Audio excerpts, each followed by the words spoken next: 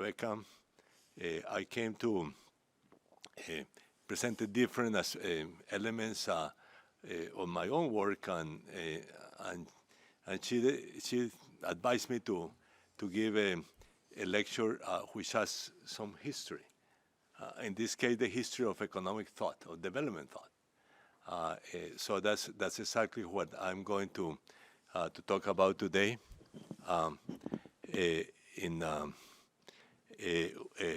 I call it development debates in historical perspective. So I'll be reading the text and probably stopping at some points to refer to some of the issues I'm going to raise. The concept development was originally thought in a strict economic sense as rising per capita income. Under the United Nations leadership, it came to encompass its social and environmental dimensions. The International Labour Organization developed the concept of basic needs in the 1970s, and the United Nations Development Program that of human development. The environmental dimensions of development were also gradually incorporated and led to a broad concept of sustainable development that in the United Nations terminology includes the economic, social, and environmental dimensions, as incorporated in particular in the Sustainable Development Goals approved in 2015. Development economics was born in the 1940s and 1950s in Eastern Europe and Latin America, the two regions of the developing world that had achieved an intermediate level of development. Paul Rosenstein-Rodin from Poland and Raúl Prebisch from Argentina are clear examples. From the start, it was associated with the broader intellectual economic debates, particularly on the role of the state in economic policy, which had made a push forwards in the 1930s with the Keynesian revolution. The United Nations played an important role in development thinking and in advising developing countries at the time. The Economic Commission for Latin America at the Caribbean was an early leader in this regard, with Prebisch as the intellectual leader. The UN also became the center of debates on the reforms of the world economic system. Since its creation, UNCTAD, also under the leadership of Raúl Prebisch, played a crucial role in this regard. The ideas put forward by the new field of economics took place in a world economy that was already highly unequal in terms of levels of development, and characterized by a division of labor in which developed countries were exporters of manufactures and developing countries of primary goods. This was behind Prebisch's view of the world system as a centered periphery.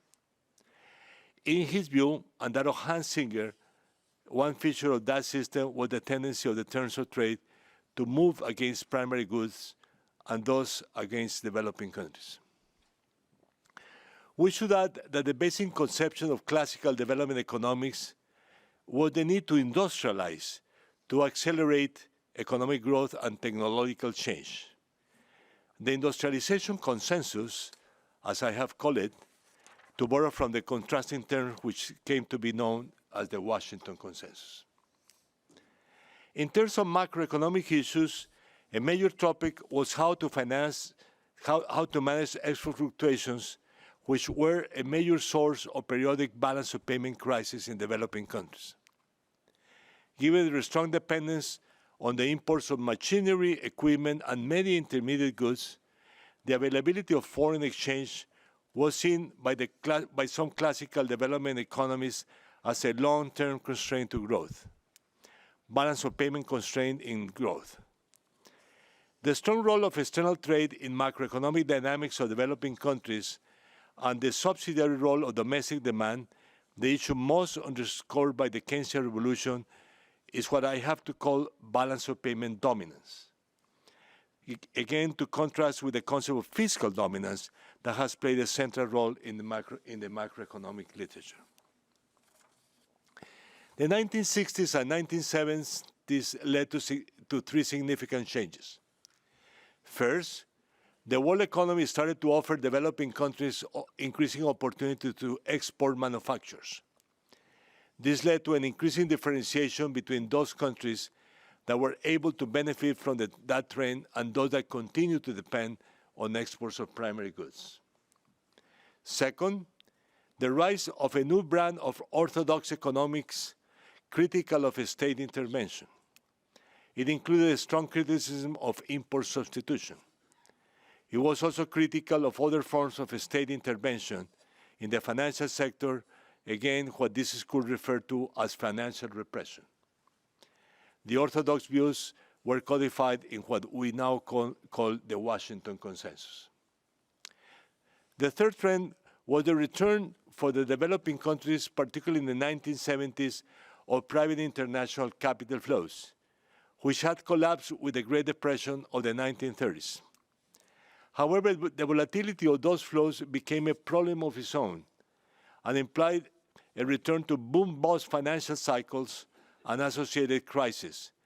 Starting with the Latin American debt crisis of the 1980s, such volatility became, therefore, a central element of the balance of payment dominance that affects developing countries.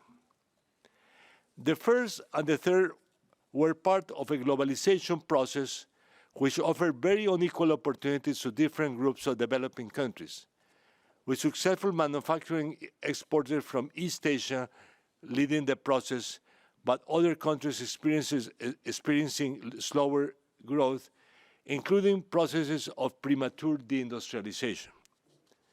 Globalization also generated crises that involved a large number of countries.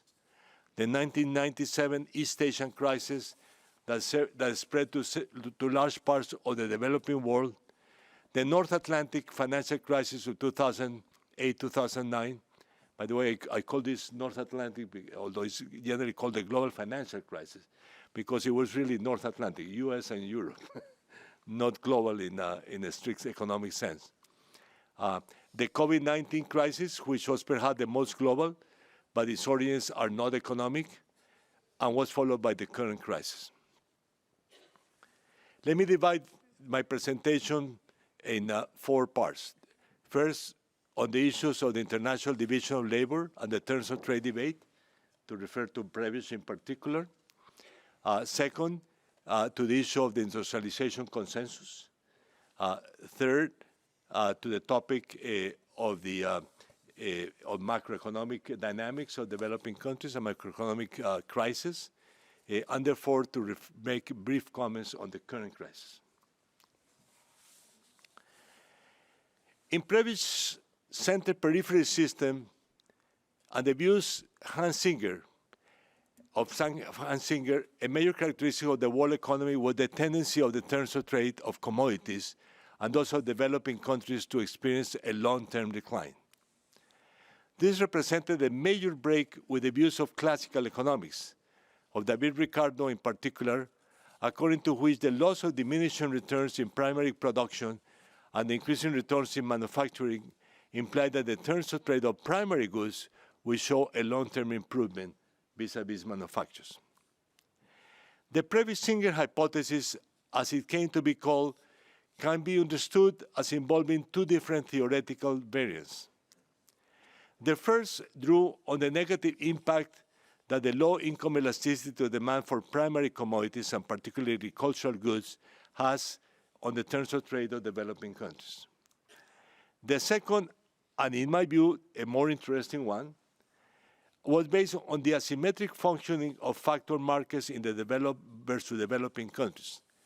The fact that the second group of countries face a labor surplus, what in Arthur Lewis terminology came to be known as the unlimited supply of labor. The fundamental difference between these 2 variants was that in the first case, the downward pressure was reflected directly on the barter terms of trade, whereas in the second, it was generated through factor markets, the factorial terms of trade as they came to be called, and only indirectly through the effects of production costs on commodity prices. Another important difference is that the first variant applied only to primary commodities, where the second variant should affect all goods and services produced in developing countries. Singer posed it very clearly in 1998. The terms of trade between standardized manufactured products produced by developing countries would also tend to deteriorate relative to the innovative products of developed countries. This meant that even though developing countries could industrialize and produce manufactures, the fact that these products were standardized meant that they did not create new economic rents. Instead, the rents associated with innovations were captured by the developed countries' entrepreneurs. The concept of labor surplus fitted well with the complementary terms of trade theory of Arthur Lewis, according to which the international terms of trade were determined by the relative wages in developing versus developed countries, which were determined in turn by levels of productivity in the production of food, of subsistence goods in general in the two groups of countries. As pointed out, according to the second variant, the trend in the terms of trade was not associated with the types of goods produced, but rather with the structural characteristics of the countries that produced them. The North-South models developed in the 1980s by Ronald Finlay and Lance Taylor, among others, formalized this analysis. A common feature of this model was that due to differences in economic structures, wage increases in the North were proportional to the rise of productivity, while the unlimited supply of labor implied that real wages were not affected by technological change, which was then exported to the rest of the world through lower prices by developing countries. The expansion of world trade also offers in the 1960s opportunities for diversification of primary good exports towards goods of higher income elasticity to demand and value added. This included manufactured goods, as well as an array of perishables, fruits, vegetables, and flowers, the development of which required special transportation and handling. On top of the now well-established view of the features of the center-periphery system, the literature identified since the 1980s the risk of Dutch disease, effects of commodity booms, and in particular the deindustrialization process that they could generate. Latin America is the best example of this process. Latin America, by the way, for those who haven't seen the numbers, has more or less the same level of the same share of manufacturing GDP that it had in the mid-20th century. So it's a huge decline in the last 40 years in terms of the share of manufacturing in GDP in Latin America. But also limits the industrialization of sub-Saharan Africa. In relation to the empirical validity of the Previs-Singer hypothesis, the literature written up to the 1970s was ambivalent. A breakthrough was curiously a World Bank paper of 1988 by Enzo Grilli and Mo Zhang, who showed that there was indeed evidence of a long-term deterioration in real non-oil commodity prices through the 20th century. This paper became a milestone in the debate. The later empirical literature, to which I must say I have contributed quite a bit, has reinforced this conclusion, although indicating also that the adverse terms of trade of commodities was a feature of the 20th century, particularly after World War I, not of the 19th or the 21st centuries. In turn, an adverse trend in the 20th century is largely explained by two downward shifts, one after World War I and the other in the 1980s. In both cases, these adverse shifts represented the late effects of sharp slowdowns in world economic growth. An additional conclusion is that the adverse price trends in the 20th century was particularly strong for tropical agricultural goods. This literature also showed that beyond the short-term fluctuations, there are long-term cycles of commodity prices which last as long as 30 years. On the industrialization consensus, an important implication of the Previs-Singer hypothesis is that the transmission of technological change in the world economy was relatively slow and uneven. Therefore, industrialization was the principal means at the disposal of developing countries to share in the benefits of technological change, absorb surplus labor from the rural sector, and raise through both of these mechanisms the standard of living of their population. For the intellectual leaders behind the hypothesis, the case for industrialization was broader than the issues associated with the tendency of the terms of trade.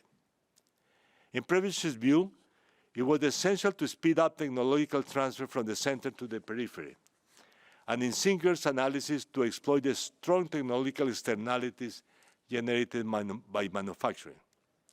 The terms of trade debate may have sidetracked the discussions from what remained for several decades a broader consensus on industrialization.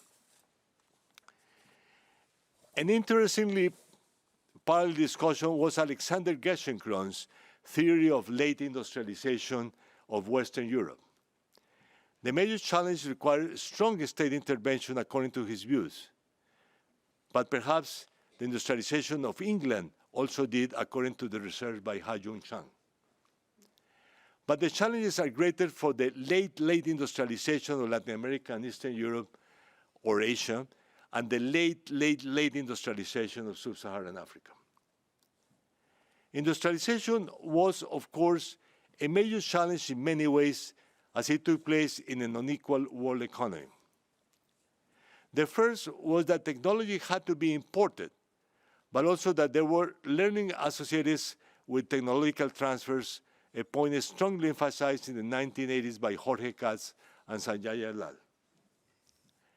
Additionally, imported technology was more capital-intensive than what made sense for the developing world, given their abundant labor supplies and lower wage costs. Industrialization also involved significant linkages among sectors which required policies that could help develop those linkages. It also involved macroeconomic issues, particularly how to finance the long-term capital required by the industrial sector and using export income in order to finance the imports of capital goods. A central element of state intervention to support industrialization in the developing world at the time was protectionism. It had been at the center of US policy since independence, and it became a rule in the last decades of the 19th century in many developed countries and in several politically independent developing countries, particularly in Latin America. In turn, the Great Depression of the 1930s led to the explosion of protectionism worldwide and to the collapse of international trade. In this context, looking at the opportunities that domestic markets provided to encourage industrialization through import substitution was not only natural, but in a strong sense, the only alternative available. The rising anti-colonialist movement in Asia and Africa and the decolonization process that took place in the post-World War years, Second World War years, gave industrialization and protectionism an additional political push in those parts of the world as expression of national self-determination. Furthermore, the reconstruction of world trade after World War II concentrated initially on flows among industrial economies.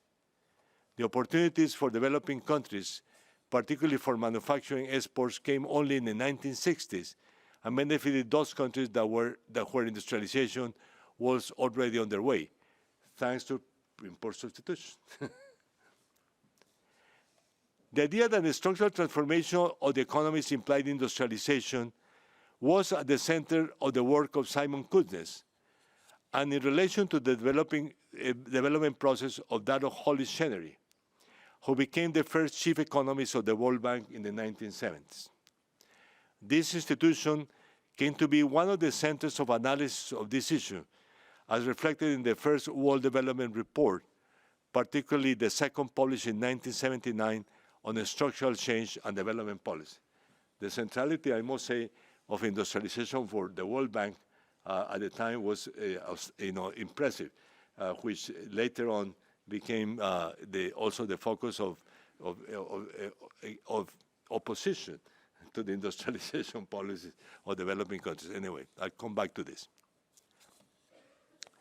More generally, the link of industrial development to long-term economic growth became one of the strongest observed regularities in development. The implementation of the industrialization consensus faced, of course, major challenges, some of which have already been mentioned. The first was that technology and the machinery and equipment in which it was embodied had to be imported. An alternative was attracting the firms that control the technology through foreign direct investment. A strong support for domestic firms, including with protection and export subsidies, was a necessary complement in the later case when export opportunities open up. Additionally, given the capital intensity of imported technologies versus abundant labor supplies, developing countries had to generate dualistic economic structures in which some labor will be employed in the production sectors, in the productive sectors, but a large proportion were left in traditional agricultural activities or were absorbed in a growing urban informal sector.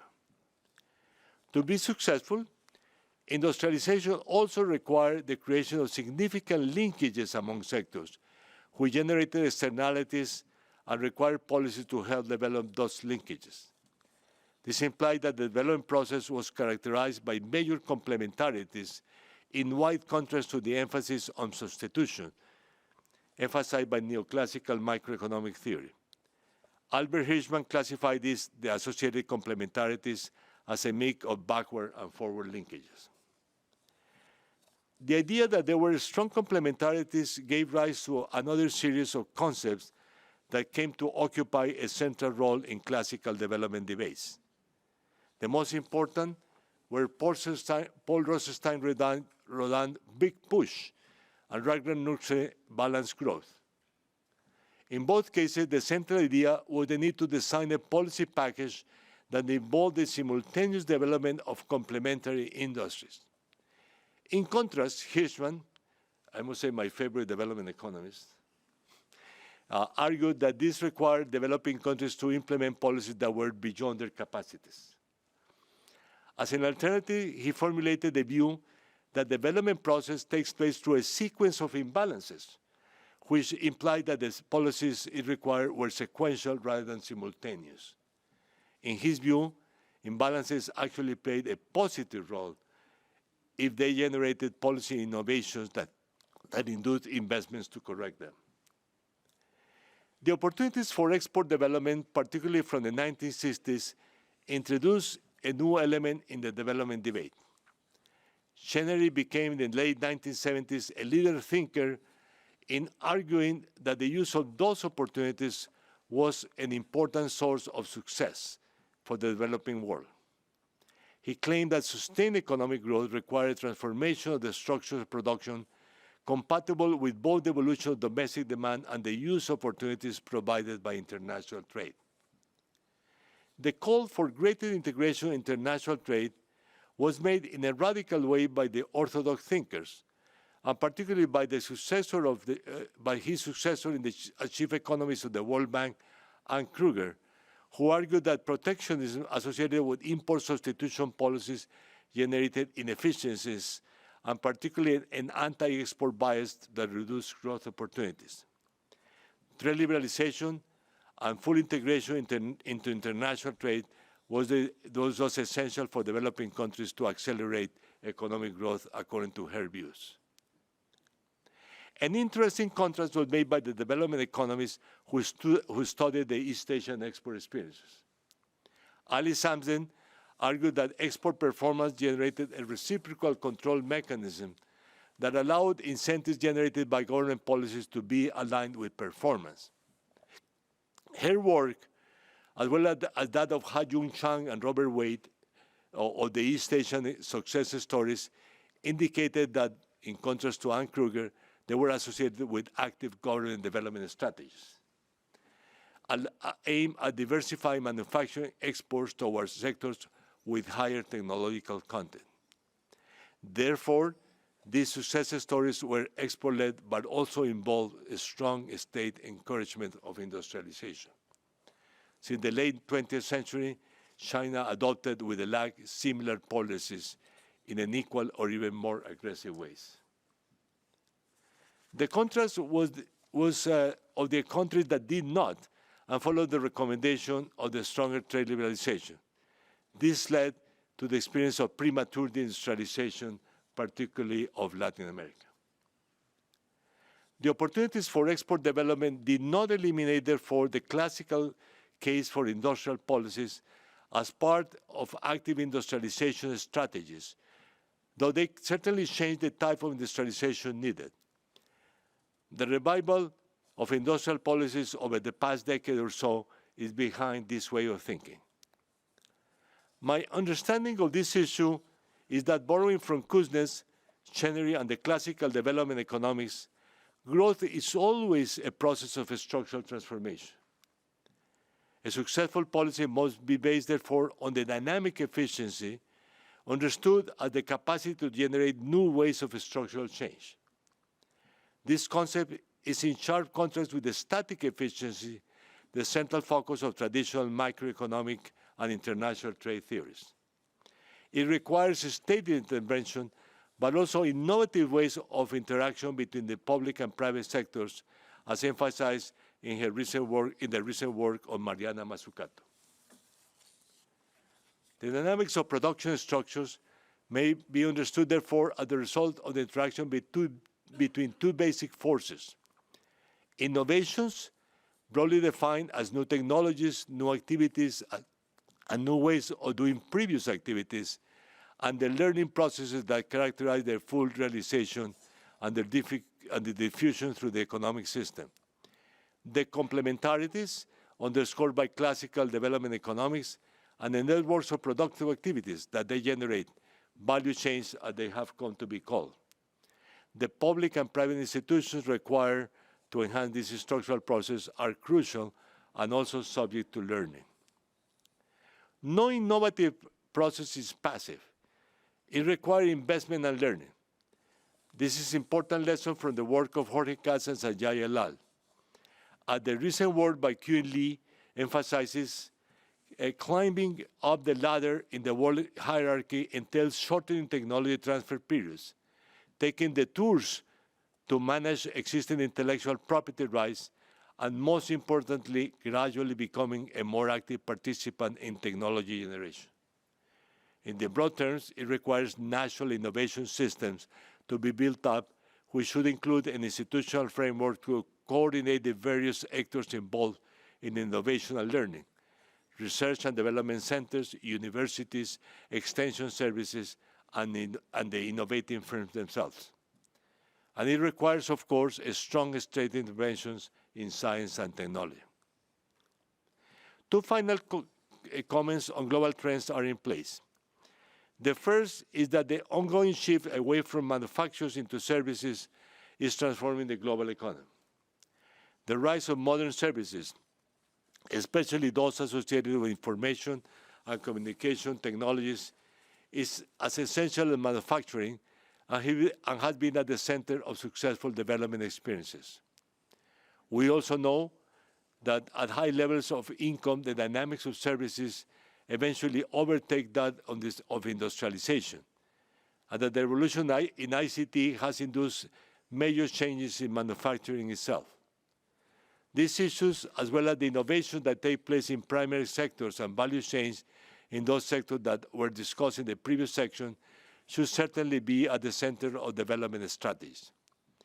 There are, of course, other technological waves that are equally important, notably to generate energy that is consistent with global climate change goals, and those that are associated with the new biological technologies and their effects on both medical treatments and agriculture.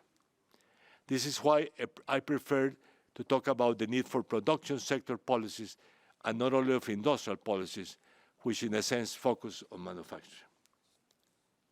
The second is that world trade has slowed down significantly since the 2008-2009 North Atlantic financial crisis. To this, we must add the disruptions of value chains generated by the COVID crisis, but also by the new ways of protectionism, particularly between the US and China. All of these have generated both threats to existing trade partners, the effects of which are reshaping globalization.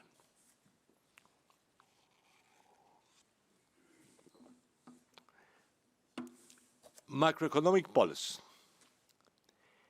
In the initial stages of development economics, the major macroeconomic issues were the availability of savings to finance investment needed for industrial development and on the foreign exchange required to pay for the imports of machinery and equipment and the intermediate goods that that process required. With the return of capital flows and the growing role of domestic private finance, the attention increasingly focused on how to manage the boom-bust cycles in private flows, avoiding also possibly domestic financial and international debt crises. In the debates that characterized the early decades of development economics, the first of these issues involved the management of fluctuations in commodity prices, and from a longer-term perspective, how savings or foreign exchange gaps could affect the growth process. In relation to commodities, an important proposal was the possibility of moderating price fluctuations with the creation of international commodity agreements. Although there were precedents in the 1920s, the creation of commodity agreements became a strong trend in the mid-1950s and early 1960s after the collapse of the commodity price boom that took place, that had taken place in the early post-World War II period, with several consumer countries participating in those agreements.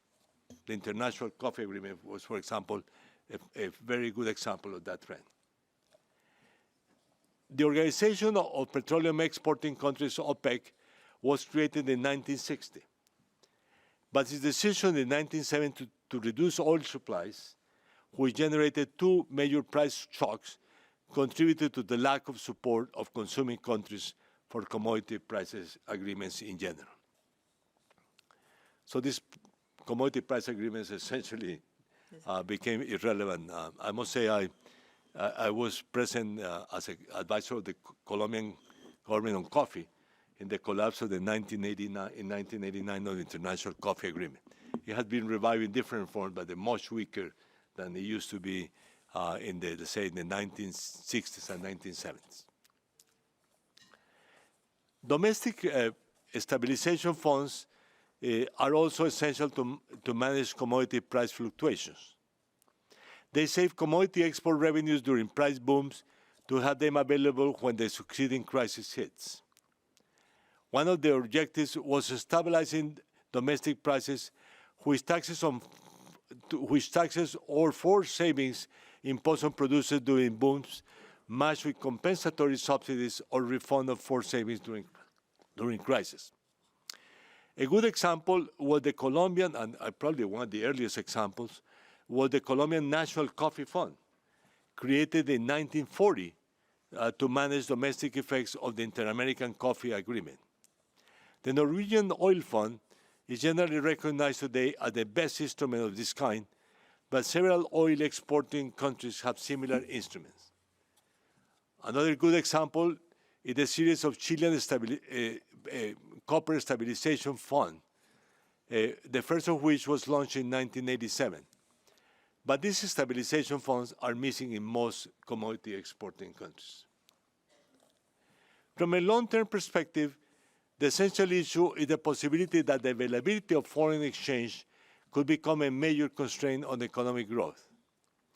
A basic issue underscored by classical development economics was the effects of the asymmetry between the high income elasticity of demand for imports by these countries versus the low elasticity of demands for their export goods, particularly for several commodities. Under these conditions, the availability of foreign exchange could become the basic determinant of economic activity. The work of Anthony Thirlwell has been the most influential in the analysis of this issue.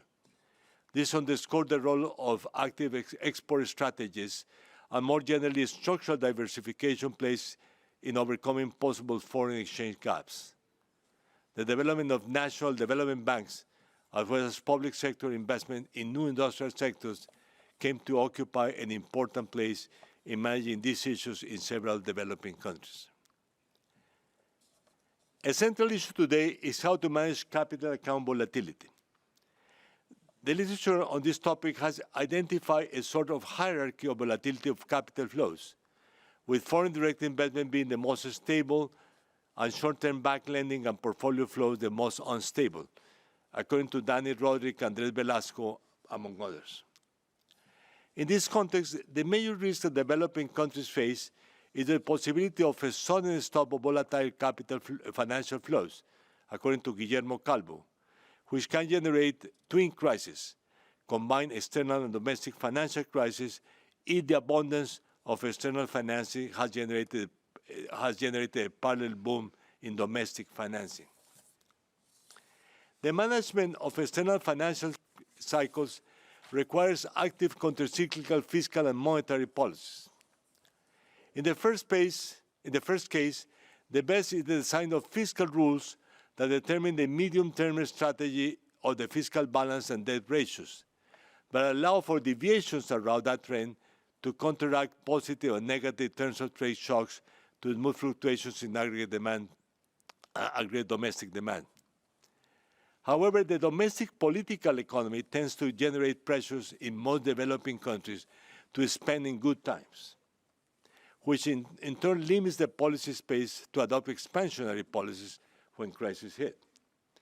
The limited availability and higher cost of financing may also constrain countercyclical fiscal policies during crisis.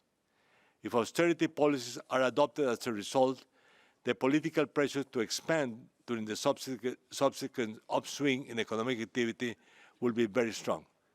For these reasons, and in contrast to developed countries, pro-cyclical fiscal policies tend to prevail in developing countries. In the case of monetary policy, countercyclical policies face two major dilemmas. The first one is that if domestic interest rate or monetary aggregates in a countercyclical way, they may increase rather than reduce the volatility of capital flows. That is, bring more capital flow during booms if monetary authorities increase interest rates to reduce domestic demand, and generate more capital flow during crisis if they reduce interest rates. For this reason, the recommendation of the traditional macroeconomic literature is to let exchange rates be flexible. Expressed in terms of the trilemma of open economies, in economies with open capital accounts, the authorities can control the exchange rate or the interest rate, but not both. However, this generates a second dilemma because of the negative effects on growth that the appreciation of the exchange rate during booms may generate, both through the reduction of investment in tradable sectors in the short term, but also the unstable incentives generated by the instability of the exchange rate in the long term. In other words, this policy may contribute to the Dutch disease effects of export booms. A growing literature has shown that the long-term growth in developing countries is positively associated with the capacity of the governments to guarantee a competitive and really stable real exchange rate. The limitations that monetary policy faces in open developing countries generate a case against the full capital account liberalization and to actively use regulation to manage the associated volatility. The broad agreement that capital market liberalization generates stronger business cycles in developing countries was supported by a major 2003 IMF study by Eswar Pradhan. There is also strong evidence that the broad consensus in the literature that capital account regulations help improve the composition of capital flows towards less reversible flows and provide room for countercyclical monetary policies. The IMF institutional view on capital account management adopted in 2012 accepted that the full liberalization is not always desirable and that regulations can play a positive macroeconomic role to manage capital account volatility. Capital account regulations must be complemented at the domestic level by regulatory policies aimed at avoiding unsustainable credit booms and managing the maturity and currency mismatches in portfolios. The provision of countercyclical financing at the national level is also crucial. National development banks can play a countercyclical role aside from the long-term development goals. In fact, counteracting the procyclical character of private financing at the national level. Finally, some comments on the current crisis. The current crisis has many dimensions, underscored by the concept of the polycrisis, which became, I guess, fashionable with the recent meetings in Davos. I will concentrate on the economic dimensions, but many are associated with the geopolitical tensions, particularly the war between Russia and Ukraine, but also the growing tensions between the US and China. In economic terms, they involve at least 7 effects.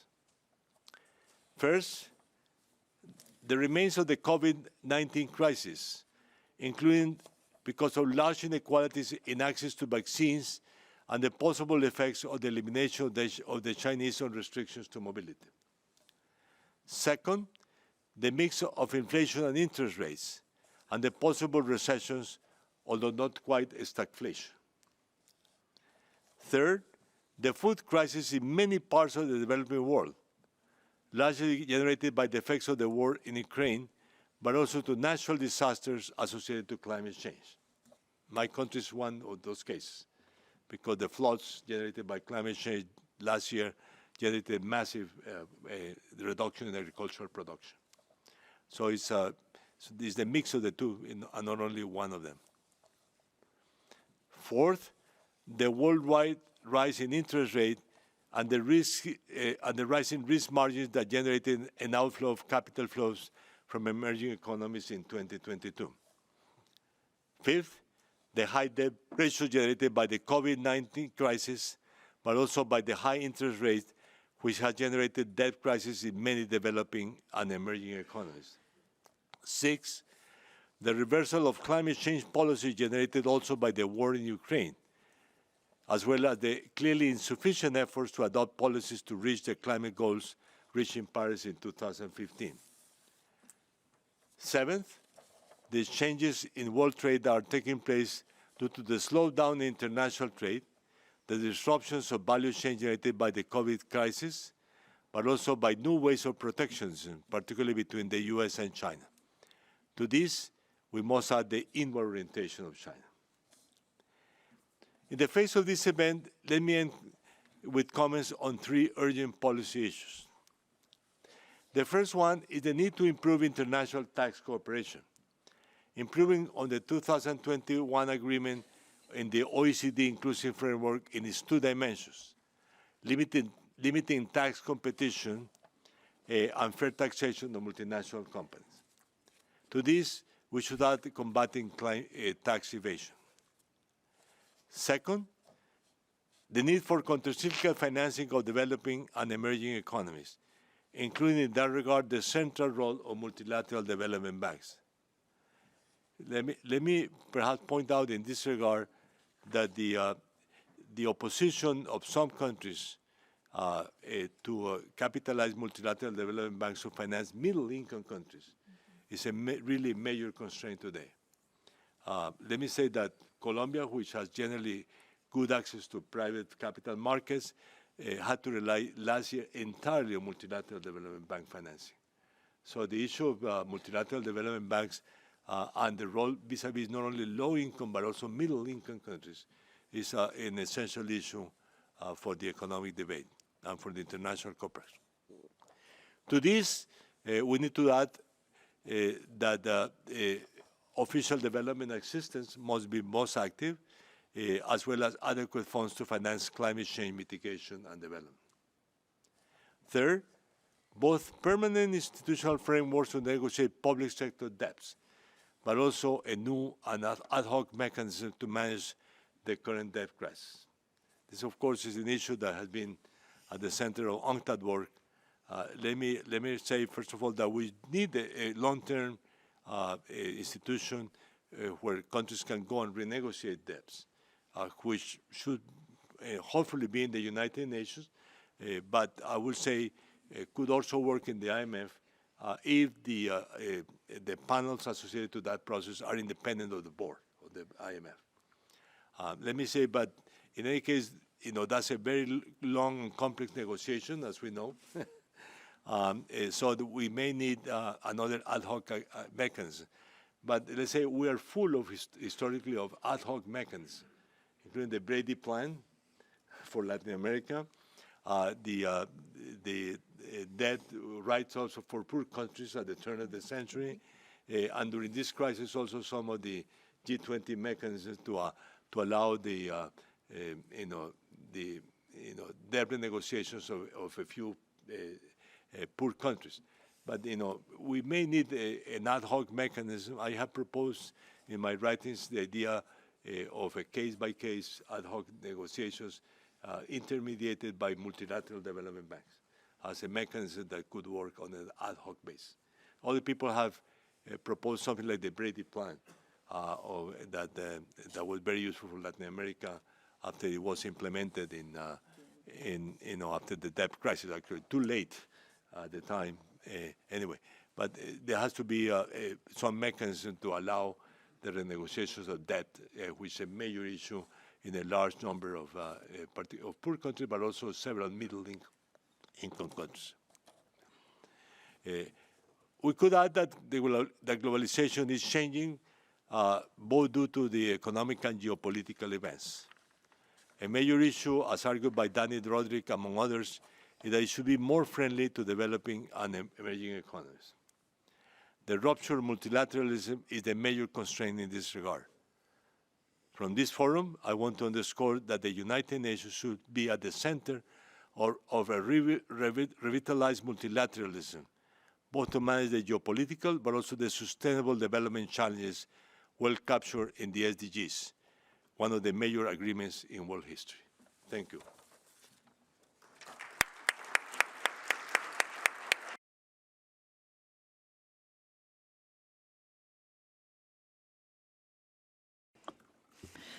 Jose Antonio, thank you very much for this remarkable conference and to the force through history and the debates. I want to give the floor first to Her Excellency Ms. Maimouna Tarishi, the Ambassador and Permanent Representative of the United Republic of Tanzania, on behalf of the Group 77 in China at the 18th Raul Prebisch Lecture, and after her to Honduras, that will intervene in the name of the GRULAC group. So, Maimouna, first you have the floor. Thank you very much. Mr. Jose Antonio Ocampo, Minister of Finance and the Public Credit of Colombia, Secretary General, Madam Greenspan, Excellencies, distinguished delegates, ladies and gentlemen. The Group of 77 in China would like to thank you, Honorable Minister Ocampo, for a very thought-provoking lecture, worthy of the challenging times that put a strain on the development prospects of many countries around the world. We'd also like to thank the Secretary General of UNCTAD, Madam Greenspan, and her team for gathering us here today and organizing this event. The Raul Prebisch Lecture, bearing the name of the first Secretary General of UNCTAD, is the forum in which we are able to take a step back from the day-to-day struggles over the language of intergovernmental outcomes and the procedural issues, and instead put on our thinking hats to consider the big development questions of our time. Guided by world-class decision makers and thought leaders such as the one we have the honor to count on today. Honorable Mr. Ocampo, you have raised today a number of issues that take us back to the very purpose for the creation of UNCTAD, namely the recognition of development as not merely an economic process, but one that is directly linked to the political process nationally, regionally, and internationally, and the policies that result from it. Indeed, the pandemic and the interrelated crises have highlighted the role of the state in development, and in a sense, the approach of most countries has validated and broken the taboo of the traditional thinking that our group has espoused since its creation, that the state has a key and indispensable role to play in promoting development. This is a particularly important recognition as it has a bearing on a number of interconnected issues, including on the strengthening the voice and the participation of developing countries in international economic decision-making, norm setting, and global economic governance as called for in Agenda 2030. In a time of threats for multilateralism and a multifaceted crisis, we thus need to keep in mind the need for a strong voice of developing countries at this and other fora. We would appreciate any perspectives that you could share with us on this matter. Once again, thank you very much to both of you, Honorable Mr. Ocampo and the Secretary General, Madam Greenspan, on behalf of our group for your thought-provoking remarks. Thank you for listening. Thank you. Thank you very much, Maimuna. Now I give the floor to the representative of Honduras on behalf of GRULAC. Muchas gracias. Excelentísimo señor doctor José Antonio Ocampo, ministro de Hacienda y Crédito Público de Colombia. Secretaria General de la UNTAC, señora Rebecca Greenspan. Excelencias, distinguidos delegados, señoras y señores. Honduras tiene el honor de intervenir en nombre del Grupo de América Latina y el Caribe, GRULAC. En primer lugar, queremos saludar a la Secretaria General, señora Rebecca Greenspan, y al excelentísimo doctor José Antonio Ocampo, así como a todas las misiones permanentes hoy aquí representadas. Queremos agradecer al doctor Ocampo por su valiosa conferencia. Nuestro grupo considera fundamental que espacios como la Cátedra Raúl Prebisch sean utilizadas para incorporar perspectivas de América Latina y el Caribe al debate internacional sobre desarrollo social y económico. Alentamos, en el espíritu del principio de solidaridad e integración regional, que se sigan discutiendo alternativas y estrategias para enfrentar la actual crisis económica que afecta a nuestros países. Gracias.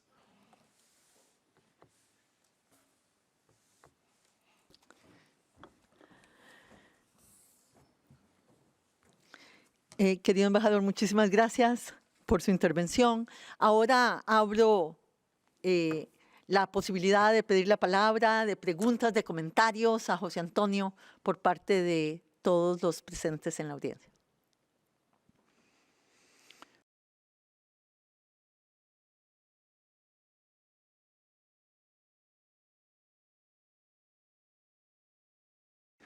Cameroon, the floor is yours. Thank you.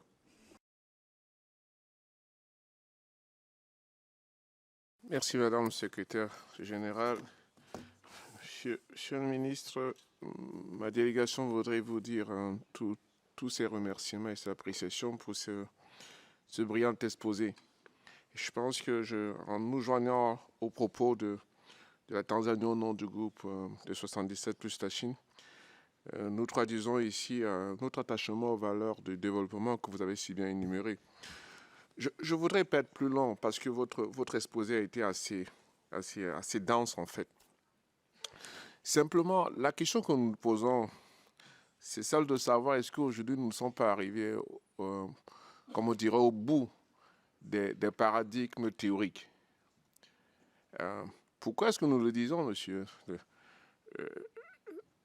C'est tout simplement parce que nous avons l'impression que tous les mécanismes de développement qui étaient usités, qui auront jusqu'ici fait l'œuvre d'usage par un certain nombre de pays, sont progressivement en train d'être, je dirais, évacués du champ des pays en développement. Je pense qu'il y a une belle expression qui est souvent utilisée ici, c'est « kicking the ladder ». Vous avez, par exemple, parlé de l'industrialisation par la propriété intellectuelle, l'industrialisation par la production. Et nous savons aujourd'hui que le concept de propriété intellectuelle tel qu'il était il y a 30 ans n'est pas le même aujourd'hui. Et que l'usage qui en a été fait dans le cadre de l'industrialisation de ces pays-là ne peut plus être aujourd'hui usité par nos pays. Et ce d'autant plus que vous avez aussi parlé du concept, par exemple, de l'industrialisation. Aujourd'hui, le principe d'une production qui est l'économie est passée d'une économie du service à une économie de production. Et cela se voit aujourd'hui. Je parlerai de production versus distribution. C'est-à-dire aujourd'hui, il s'agit plus de produire. La plus grande difficulté aujourd'hui, c'est de distribuer. Parce que le nombre de barrières ou des obstacles techniques au commerce sont tellement grands que vous pourrez produire en masse, mais il serait difficile en fait d'y avoir accès. Et les concentrations s'y prêtent. Et je voudrais à cet effet peut-être prendre 2 exemples. Par exemple, dans l'industrie automobile, si on se rend compte dans les 10 dernières années, il n'y a pas eu de nouveaux acteurs dans ce secteur, ainsi que dans l'aviation. Il y a plutôt une grande concentration. Et que les seuls nouveaux acteurs qui ont émergé ont été dus en fait au déploiement ou bien du boom dans ces marchés-là. C'est-à-dire l'industrie automobile de la Chine et l'industrie automobile de l'Inde, qui est d'abord rattachée à leur marché, où l'export aujourd'hui est aussi lié à l'expansion aux relations économiques qu'ont ces pays avec un certain nombre d'acteurs. Donc pour nous, je voudrais poser la question de savoir, est-ce que vous ne pensez pas que la seule fenêtre qui s'ouvre aujourd'hui aux pays en développement, c'est la coopération sud-sud? Moi, j'ai visité votre pays et j'ai été frappé des similitudes entre la Colombie et le Cameroun, en termes de landscape, en termes d'ingénieurs, en termes de techniques, par exemple, de construction. Je prends un domaine, par exemple, que je connais très bien, qui est celui de la construction du bambou. Vous avez aujourd'hui le plus grand architecte, Simon Belles, qui est d'une grande renommée. On a vu ce que dans cette économie, comment l'apport de l'ingénierie de la Colombie, aujourd'hui, avec celle de la Chine, sont aujourd'hui en train de façonner cette industrie. Est-ce que la seule fenêtre, même en termes d'export, parce qu'aujourd'hui, si le Cameroun veut construire des voitures, il serait plus difficile d'exporter en Europe que de l'exporter en Colombie, de par les règles de marché, de par le nombre de marchés. Est-ce que vous ne pensez pas qu'aujourd'hui, la seule fenêtre qui s'ouvre à nous et qui existe encore, c'est une coopération sud-sud et la régionalisation? Merci.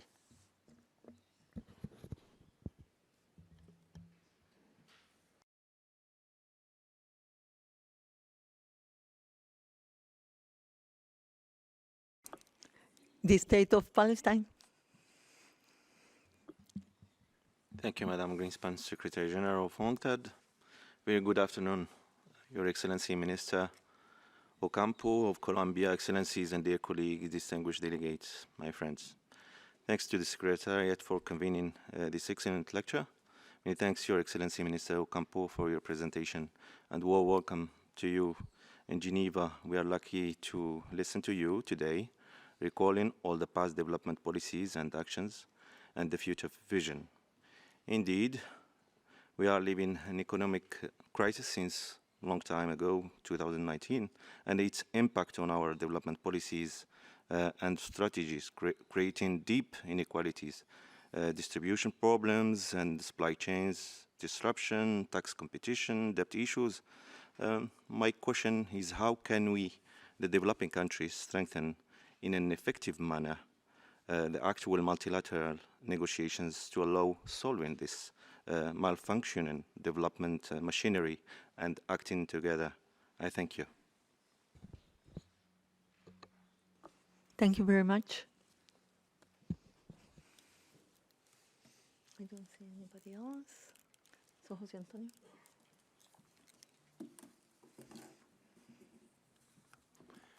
Well, let me start by thanking both Cameroon and Palestine, but also the previous statements by the G77 and the GRULEC.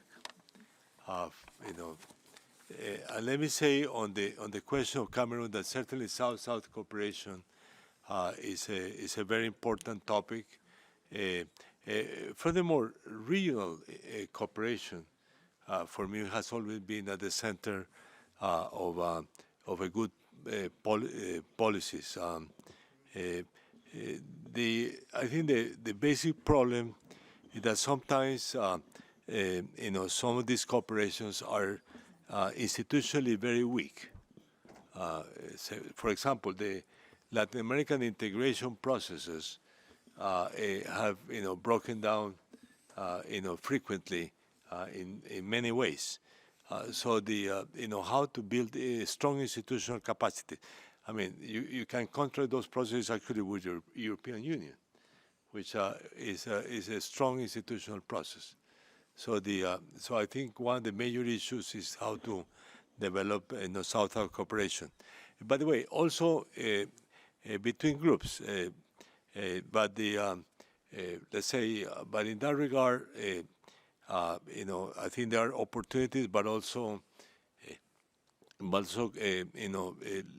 strong institutional limitations. So, you are perfectly correct that South-South cooperation has to be enhanced, including, in my view, much stronger regional cooperations, both in Latin America, in the Caribbean, of course, in Sub-Saharan African your region, as well as in Asia, although in Asia probably with different blocks of countries. Now, my answer to Palestine is, of course, that developing countries should be at the center of proposals to manage many of the risks that I mentioned at the end for the current crisis. Let me say, whatever you can think about. I mean, we're discussing today. I mean, let me just remind me some of the issues that I find very important. Tax cooperation. In my view, the OECD agreement was very weak for developing countries. So we need an agreement that takes into account. Actually, in the meeting of finance minister convened by India as now the chair of the G20, one of my remarks was that India should lead a second round of negotiations in OECD to manage a much better way the limitations that this agreement that was adopted 2 years ago had for developing countries. That's one topic. The issue of countercyclical financing is very important, and particularly the role of multilateral development banks. I think developing countries should be very strong on the enhanced roles of multilateral development banks and the capitalization that they require. Some developed countries, again, are very reluctant, in particular, to finance middle-income countries. I think that's a major mistake. I think they should support all groups of developing countries, and they should be strongly capitalized. Let me say the World Bank, for example, played a very important role during the last year, but that was or even during the COVID-19 crisis. But that was because it had been capitalized in 2019, and that generated the capacity. But for example, in my region, the Inter-American Development Bank, which has not been capitalized, is facing major constraints to be able to enhance its financing for Latin American and Caribbean countries. And finally, this issue of debt. I think of course, UNCTAD has been at the center of that and of this of proposing solutions to this problem, and it should be. And the United Nations in general has played a role because the Secretary General himself has made some statements in this regard.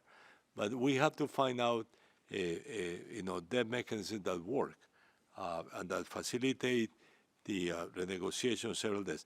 By the way, one group of alternatives is actually to enhance the swap mechanisms of different character, particularly, I would say, debt for climate swaps, or I would prefer to call them debt for nature, as they were called in the past. By the way, those mechanisms can be very useful. For example, in Latin America, there is now this joint initiative between Colombia and Brazil to support the reconstruction of in a sense, reforestation, but also the conservation of the Amazon forest. For example, that could be a good mechanism by which developed countries could support that policy to support the Amazon. Thank you, Jose Antonio. Now I give the floor to representative of Argentina. The floor is yours. Gracias, ministro, y bienvenido. Es un placer tenerlo aquí. Hay interpretación. Hay interpretación, ¿verdad? Sí. Es un honor tenerlo aquí, sobre todo en este día, en un momento clave para nuestra región, cuando mañana tendrá lugar en Buenos Aires la cumbre de jefes de Estado de la CELAC, y estimo que muchas de las cuestiones que usted mencionó también serán allí tratadas. Bueno, tal como usted lo mencionó, haciendo referencia a Davos, estamos en un momento de policrisis, o también aquí llamamos las 3 Cs, el problema del cambio climático, el conflicto y lo que nos dejó el COVID, la situación que nos dejó y aún estamos atravesando por la pandemia.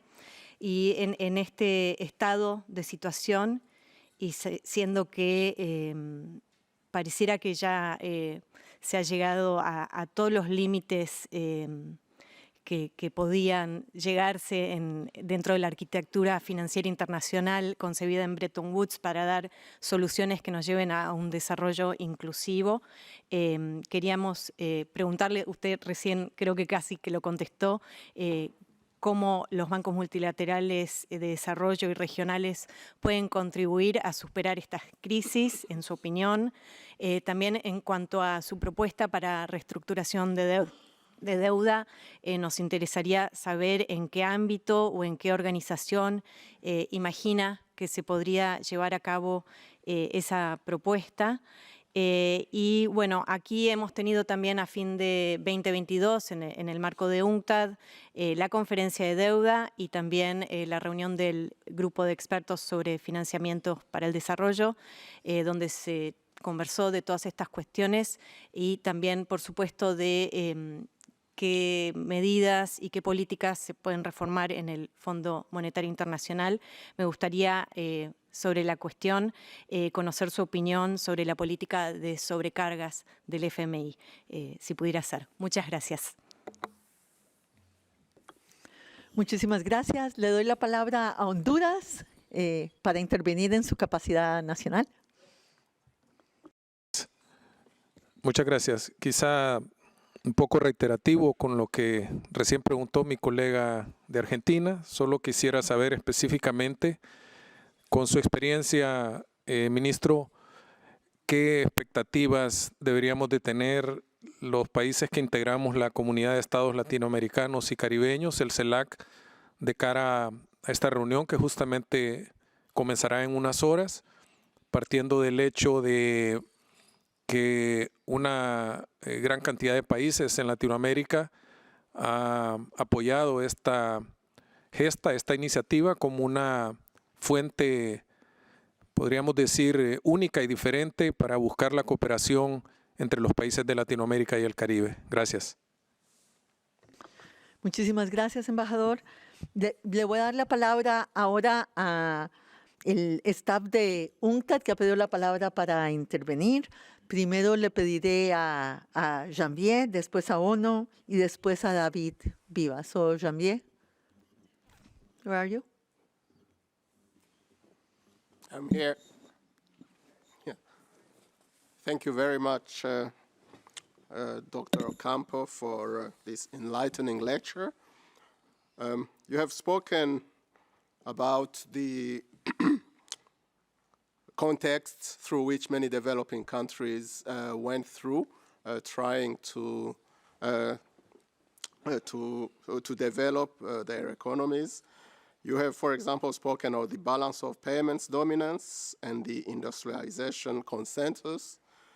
But since Prebisch and Singer highlighted the challenges many commodity-dependent developing countries went through in the 50s, export diversification and industrialization has eluded many of those countries, especially in Latin America, as you said, and in sub-Saharan Africa. My question is, what are your views about the future? Now we have a future that is defined by climate change, by energy transition. What are your views on the chances of these countries to be successful in the coming decades if they haven't been successful in the past? Thank you very much. Thank you, Janvier. Ono? Thank you, Your Excellency, for this excellent presentation, which I think gave a very comprehensive overview about the development thinking in the last decades. My question is mainly of statistical nature, but please don't be afraid. We are used to speak about the developing countries and the developed countries, so two different groups. In our reports, we show developing and developed countries. We have graphs. In our graphs, these countries pop up, and also in our statistical databases. But over the last 10 years, these concepts have been increasingly questioned. For example, in 2016, Bill Gates, he made the point, he said, the terms developing and developed countries have outlived their usefulness because given the progress which we see in many developing countries over the last decades. In 2014, the World Bank decided, or they claimed, they would like to drop the term developing countries from their World Development Reports. But since then, the term has always still popped up. Last year, UNSD stopped actively promoting the group, the categorization between developing and developed countries as part of the M49 classification of countries. And in UNCTAD, as you well pointed out, UNCTAD took a lead in the past, or it was the basis in the past. The four lists in the first UNCTAD conference formed, in fact, the basis of our understanding of developing and developed countries over the past. In 2029, the Republic of Korea claimed they wouldn't like to be treated as a developing countries anymore, but as a developed countries. And this was agreed in the Trade and Development Board in 2021 that they, as the first time, they moved in their list. So the question is, what do we do with these concepts? Do you think they still apply, or does it make sense anymore to distinguish? When we look at the data, we will see it is indeed still countries. We have big differences between the countries when we look at individual development indicators. But this progress across indicators is less and less correlated. So this is also a reason why the different classification schemes applied by different organizations do not match anymore. Then we have new approaches coming up beyond GDP, and I come to my end. So what do you think, how could this be, how should this be treated? Should we still speak about developing and developed countries, or could we think about a new way of defining them? Thanks. Thank you. David? Vivas? Gracias, Secretaria General, por organizar esta magnífica lectura. Gracias, doctor Ocampo. He leído muchos de sus papers y investigaciones y son fantásticos. Quisiera tomar el punto que hizo el delegado de Camerún con respecto a la cooperación sur-sur.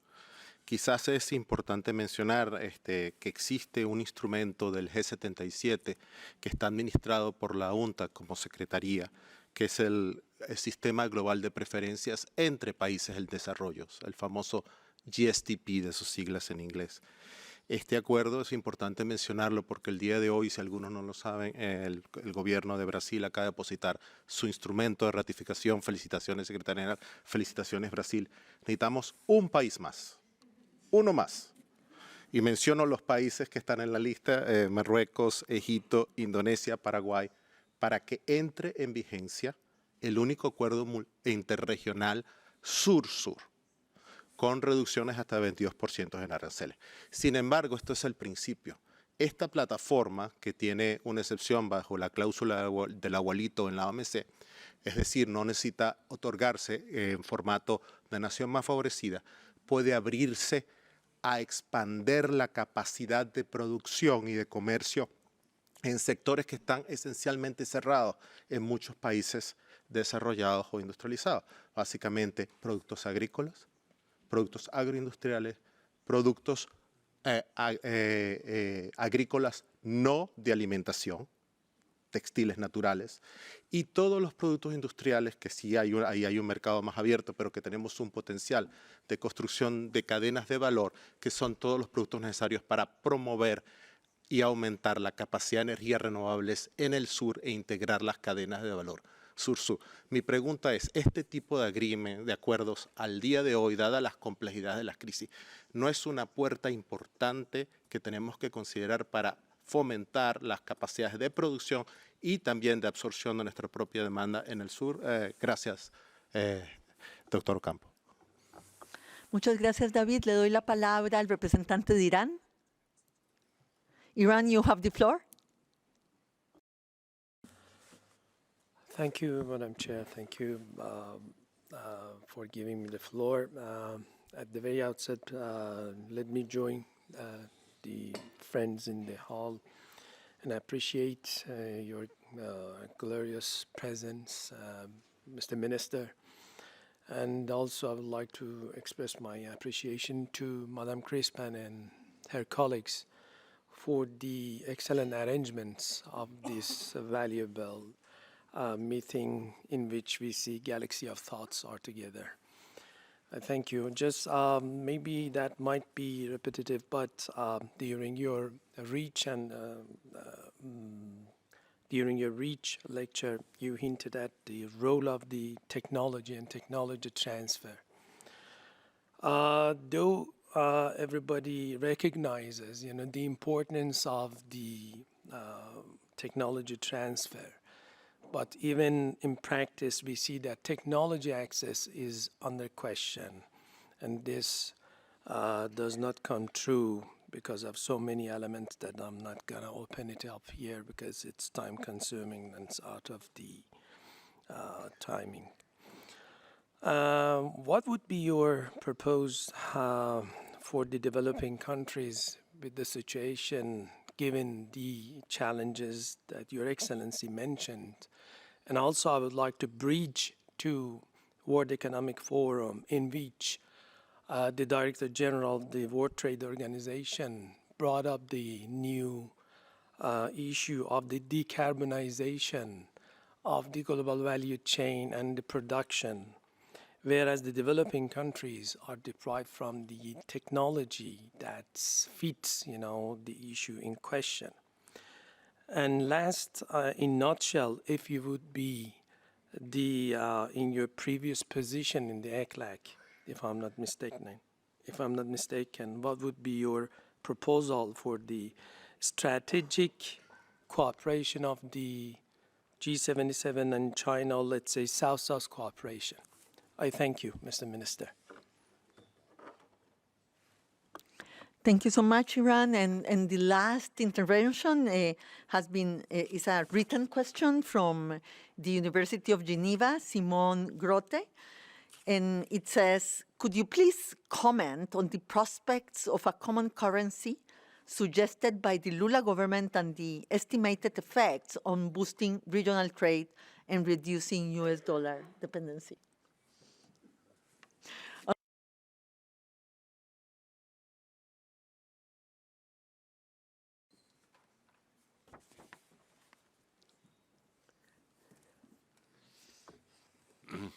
Bueno, quiero comenzar respondiendo a los comentarios de los representantes de Argentina y Honduras, y lo hago pues en mi propio idioma. Digamos, en primer lugar, deseo los mayores éxitos en la reunión de CELAC, que tendrá lugar allá en Argentina. Y si, digamos, obviamente, digamos, espero que allá salgan buenas conclusiones y buenas recomendaciones. Pero, digamos, si yo puedo resaltar un tema importante, es realmente la fortaleza del regionalismo, de la cooperación regional, de la integración regional, que es un tema que ha fallado una y otra vez, incluyendo en la región que ustedes representan, en Mercosur, digamos, porque digamos, el proceso de Mercosur no ha tenido siempre la consistencia, pero lo mismo en la región nuestra, en la comunidad andina o en la centroamericana, que curiosamente puede ser la más consistente en términos de continuidad. Pero digamos, yo diría el fortalecimiento de los procesos de integración, incluso las nuevas dimensiones de la integración, que no han sido exploradas. Por ejemplo, como académico, yo he participado en muchos proyectos de ciencia y tecnología de la Unión Europea, en cuales los centros de ciencia y tecnología europeos trabajan conjuntamente, incluso, digamos, contratan, si se quiere, o participan otros académicos de otras partes del mundo. En América Latina no hay un solo mecanismo de cooperación regional tecnológico. Ese es un área que me parecería interesante. Cooperación en materia de salud pública, que es una área de creciente importancia. El tema que ha sugerido, de hecho, el presidente de Colombia de una integración energética latinoamericana, incluso para promover energías limpias. O sea, todos son áreas de cooperación, pero aparte de los viejos temas de cooperación, el comercio, que es un tema, el financiamiento, a través de nuestros bancos regionales de desarrollo.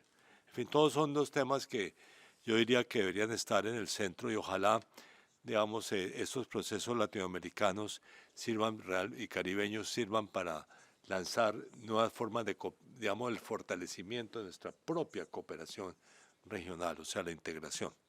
En fin, obviamente los otros temas, algunos de los cuales también se refirió la delegado de Honduras, digamos, son muy importantes. Este tema, digamos, del papel de los bancos multilaterales de desarrollo, que es un tema que yo resalté y que quiero volver a mencionar como un tema que es absolutamente esencial.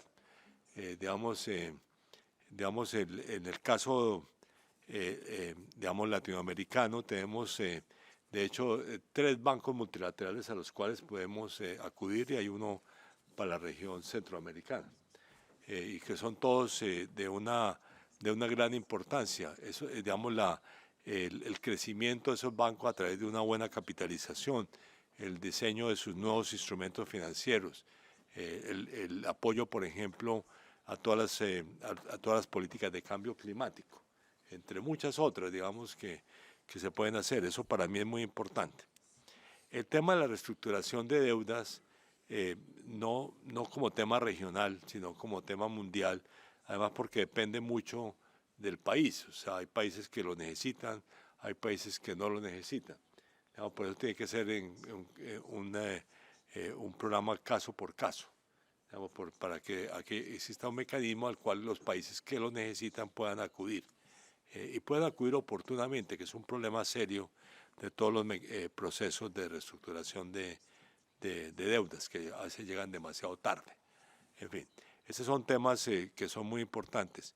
Digamos, sobre el Fondo Monetario Internacional, digamos, obviamente el Fondo Monetario podría ser sede de un mecanismo institucional de reestructuración de deudas, como se propuso en el 2001-2003, en debates que tuvieron lugar y que fracasaron. Pero siempre y cuando las partes que median o toman decisiones en materia de reestructuración de deudas sean independientes del directorio del Fondo Monetario, o sea, que sean realmente instituciones independientes. En fin, podría ser allá, podría ser en Naciones Unidas. En fin, ese es un mecanismo, como digo, yo he propuesto uno que sería ad hoc, pues, o sea, para manejar la coyuntura actual, que está de hecho en algunos escritos que he hecho, que sería un mecanismo para que en caso por caso los países puedan ir a un mecanismo que sería manejado por los bancos multilaterales de desarrollo. Entonces sería como intermediado por los bancos multilaterales y ellos, digamos, digamos, servirían para mediar, para servir de mediador con las entidades que son acreedoras del país respectivo, tanto públicas como privadas. En fin, es un mecanismo que, y en el cual el banco, pues obviamente no, digamos, facilita de pronto financiamiento adicional para que haya para apoyar el acuerdo. Eso podría ser el mecanismo que yo he sugerido, pero podría haber otros mecanismos, pero realmente el mundo necesita ya un mecanismo para manejar los problemas de exceso de deuda de varios países en desarrollados y en desarrollo. Me refiero también a la última pregunta sobre esta propuesta brasileña, que de hecho tuve la oportunidad de escucharla de parte del ministro de Brasil, ahora en Davos. Sobre ella yo diría que primero no es una moneda común, estrictamente hablando. Digamos, no es el euro, no es un euro latinoamericano, ¿no? Es una moneda que serviría para un instrumento, una moneda respaldada por todos los países que sea de carácter internacional. O sea, uno puede pensar que en América Latina tenemos un instrumento que ha funcionado bien en algunos momentos, por ejemplo, funcionó de manera excelente la crisis de la deuda, que son los sistemas de pagos entre bancos centrales, en lo cual, digamos, si un país latinoamericano, digamos, comercia con otro país latinoamericano, los pagos se pueden hacer en moneda nacional, ¿no es cierto? En moneda nacional, y entonces se generan, digamos, cuentas de los bancos centrales que, digamos, se median, que dicho sea de paso, tiene también una tradición europea, porque fue el mecanismo que se creó después de la Segunda Guerra Mundial para facilitar la creación de comercio entre países europeos. En fin, o sea, entonces, digamos, eso podría ser sustituido por una moneda, digamos, que compartamos todos, ¿no es cierto? Una moneda, como no una moneda común, sino una moneda respaldada por todos, pero que no sería la moneda de ningún país, sino un sistema de pago adicional, y me parece que ahí puede haber es un sistema de pago regional. Eso me parece una buena propuesta, hay que discutirla en su, digamos, cómo se adoptaría. Más aún, yo incluso le propuse al ministro brasileño que podría ser manejada por el Fondo Latinoamericano de Reservas. Digamos que es un fondo del cual ya somos miembros 8 países, y que dije que invitaba a Brasil a unirse al Fondo Latinoamericano de Reservas como un primer paso en esa dirección. De hecho, sea paso también de Argentina. Espero que se nos una, y México y muchos otros países que no son hoy parte del Fondo Latinoamericano de Reserva. Es nuestro propio fondo monetario regional que ha tenido muchas virtudes para todos los países miembros. Ha sido un excelente instrumento, incluso digamos, manejó mucho mejor que cualquier otra institución la crisis latinoamericana de la deuda, entre otros procesos. Entonces, ahí sobre eso,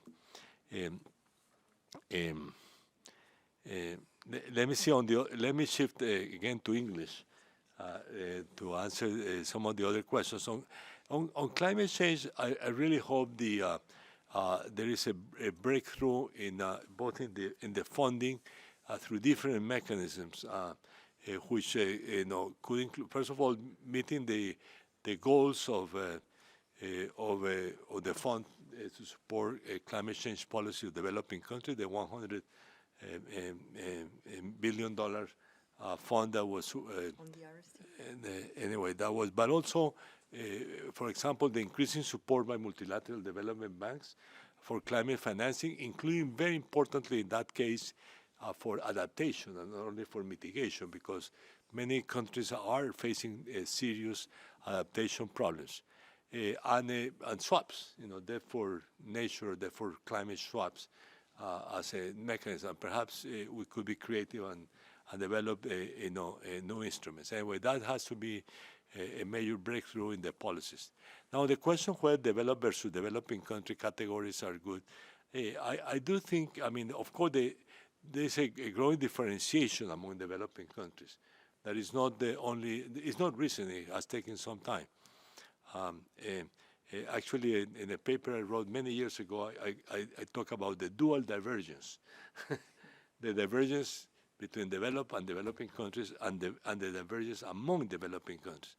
By the way, there is a growing heterogeneity of developing countries, but still I think there are common interests and that among developing countries that should continue. Well, this institution, UNCTAD, was created at the initiative of developing countries as a forum where developing countries could enhance the reforms of the international economic system. And I think that is still correct. There are many issues in many areas which there are north-south divergence or developing country divergence, and I think it makes sense for those institutions and therefore for the criteria. Of course, but when you want to measure, you have actually other alternatives actually by level of income, for example, or by the level of human development, or you could think of different alternatives, but I think the categories do make sense in terms of the negotiation processes in the multilateral economic system. The issue of South-South cooperation and this instrument, the SGP for trading, I think that's a very interesting issue. I was not too conscious of that. I'll actually even find out where my country has signed the agreement. But I am not conscious, but I'll find out. Now, the issue of technology access raised by Iran is I think, of course, an essential issue, and it has to do with many issues that are on the agenda today with the UNCTAD people, but also with the Colombian team, for example. We discussed the issue of intellectual property rights, and whether we need changes in the system of intellectual property rights, which is, of course, a topic that is at the center of the agenda here, both in UNCTAD, let's say, in WIPO, and of course in WTO. So and how to improve the technology transfer is I think a major issue. But also, and maybe may I underscore this also in relation to my comments on Latin America, on our own capacity to do research and development and innovate, which is, of course, a major issue for developing countries. They have to, as I pointed out in my lecture, developing our own science and technology systems has to be very important, and to invest in science and technology. I mean, just let me in that regard emphasize one is a very important point. China, let's say 2 decades ago, invested in science and technology a minor share of its income. Now it has the same level of investment in science and technology as an OECD country. In contrast, in Latin America, the only country that invests more than 1% of GDP, which is, and it still is about half of the level of an OECD country, is Brazil. The rest of Latin American countries invest, much less than 1% of GDP. I think you have to make a commitment to build your own science and technology system. And then, as I point out, for Latin America, systems of cooperation in science and technology among countries as part of our own integration process. And let me say in that regard, there are also room for South-South cooperation. For example, given the growing role of China in the generation of technology policies, there can be, or even if Korea doesn't consider, the Republic of Korea doesn't consider a developing country, Korea can be a good partner for many of us. For example, Colombia's relations with Korea are excellent, and there are Korean investments which could be interesting. But there also, India can be a major player, of course, in that world. And anyway, Brazil certainly, in Latin America, and many other countries. But so to enhance cooperation among countries. I said my proposal for several years has been that we have to develop an integration system in which science and technology is part of the integration process. That has been done by the European Union. it should also be done by developing countries in their own integration process, and probably as part of the South-South cooperation.